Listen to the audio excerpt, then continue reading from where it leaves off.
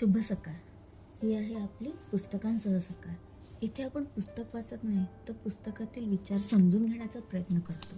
तर आज आपण समजून घेणार आहोत पैशाचे मानसशास्त्र या पुस्तकातील प्रकरण क्रमांक 2, भाग्य आणि जोखीम. आपल्या आयुष्यात मिळणारे यश आणि अपयश हे आपल्या मेहनतीवर अवलंबून नसतं. त्यामध्ये भाग्य आणि जोखीम यांचाही मोठा वाटा असतो.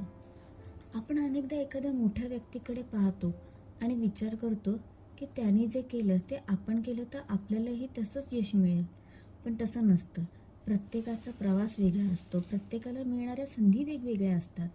योग्य वेळ, योग्य परिस्थिती आणि योग्य माणसं भेटणं हे सुद्धा यशासाठी तेवढंच महत्त्वाचं ठरतं. काही लोक खूप मेहनत करतात पण त्यांना अपेक्षित यश मिळत नाही.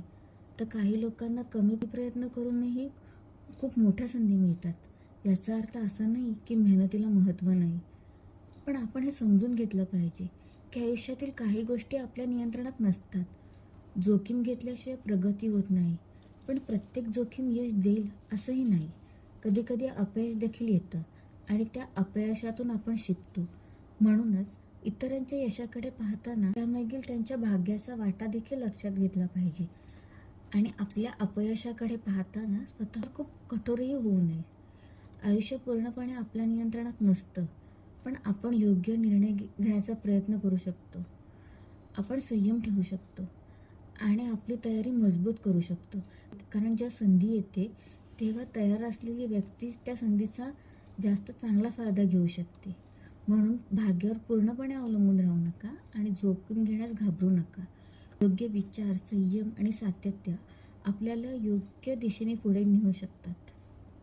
प्रत्येक अनुभव आपल्याला काही ना काही शिकवतो आणि हळूहळू आपली समज वाढवतो.